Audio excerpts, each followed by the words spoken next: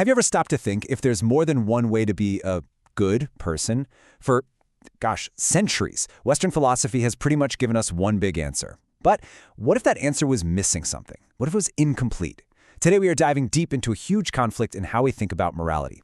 It's a debate that might start in some dusty philosophy books, but believe me, it has massive consequences for how we build our world, from our own relationships all the way up to international peace. So at the very heart of all this, you've got a clash between two completely different ways of thinking. On one side, you have the ethics of justice. This is the classic approach, the one we're all kind of taught.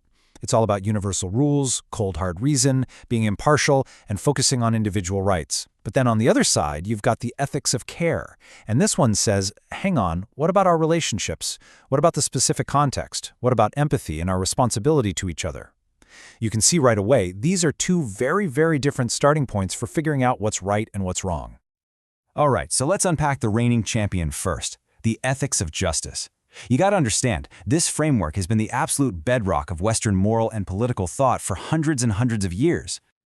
I mean, this system was built by some real intellectual heavyweights. You're talking about Immanuel Kant and his focus on universal duties, Jeremy Bentham and his famous greatest good for the greatest number, and more recently, John Rawls and his ideas about a fair social contract. As different as they were all chasing the same thing, impartial, one-size-fits-all rules for morality. But then, here comes the critique that just changed everything. In the 1970s, feminist thinkers took a hard look at this whole tradition and basically said, hold on a second, this isn't universal at all. They pointed out a deep-seated bias they called phallocentrism. It's a big word, but the idea is simple. It's a system where the male point of view is treated as the default, the universal norm, while the female perspective gets defined as something different, something other. And what that did, according to these critics, was create a really clear hierarchy. You see, in this way of thinking, things like man, mind, and reason were seen as the positive, the primary forces. And on the flip side, woman, body, and passion were sort of coded as negative, secondary, or, again, the other. So the key takeaway here is that the system wasn't neutral at all. It had a value judgment baked right into it from the start. But this critique wasn't just about knocking down the old system. No, it was about proposing a really powerful alternative. And this gave rise to a totally revolutionary way of thinking about what it means to be good. This idea, which was so powerfully laid out by the psychologist Carol Gilligan, was a total game changer. She argued that because of different social experiences, especially around things like caregiving and relationships, women often develop a completely distinct moral perspective. She called it a different moral voice, and it was a voice that the traditional models had just completely ignored. So what is this voice actually saying? Well, the ethics of care isn't about abstract theory. It's rooted in the real, messy experiences of our lives, things like motherhood, our friendships, our whole web of relationships. It really values things like caring and nurturance. And, this is key, it says the specific context of a situation is way more important than some abstract universal rule. It's not looking for one right answer for everybody. It's looking for a more differentiated one. Okay, but as soon as this new theory came along, it raised a really, really important question. Are we just swapping one restrictive box for another?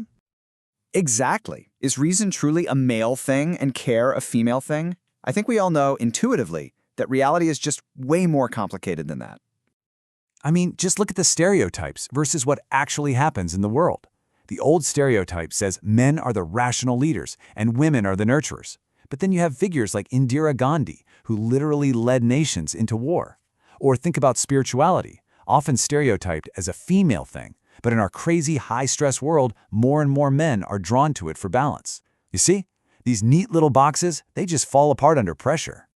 The fancy philosophical term for this kind of thinking is essentialism, and it's the really problematic belief that everyone in a group, all women or all men, shares some kind of deep, unchangeable, natural essence. It's so dangerous because it completely erases individuality and just locks people into stereotypes. And a much more thoughtful approach tries to avoid this trap altogether. So if we throw out this binary, then where do we go? The goal here isn't to have a big fight and pick a winner between justice and care. The real goal is to build something totally new, something that actually works for everyone. And the path to get there seems to involve a few really clear steps. First, we just have to acknowledge that these different moral voices are real and they're valid. Second, and this is a big one, we have to consciously reject essentialism. We have to stop sticking gender labels on human virtues like reason or care. And then finally, the ultimate goal is to create a new, truly universal ethic, one where these values aren't fighting each other, but can actually be shared and practiced by anybody. And that's the vision, right? That's the world we're trying to build. One where our best qualities are finally entangled from our gender. A world where anyone is free to be rational, and anyone can be caring. Where anyone can be strong and anyone can be spiritual, without having to fit into some kind of outdated, restrictive box. Now, you might be sitting there thinking, okay, this is all very interesting, but it feels a little abstract. But this philosophical debate has unbelievably high stakes for the real world, especially when you start talking about things like global conflict and peace. And when you look at our current global climate, this stuff is not just an academic exercise. Far from it. These ideas are more urgent and more relevant right now than maybe ever before. I mean, just look at the crises staring us in the face. The devastating war in Ukraine, the rising tensions between major world powers, that constant nagging threat of nuclear conflict, and, of course, the planetary crisis that really demands what you could call climate care. Every single one of these problems shows the limits of an ethic that's only based on abstract rules and power politics. And this leads us to a really powerful, maybe even radical proposal. What if we took the ethics of care, borrowed it from its feminist origins, and purposefully made it a core principle at the highest levels of diplomacy and international relations? What would happen if we made care a central part of how nations deal with each other? And that really leaves us with one final, big question to chew on. For centuries, we have built a world order based on strength, on rules, on strategic self-interest. But what if we've been missing half the equation this whole time?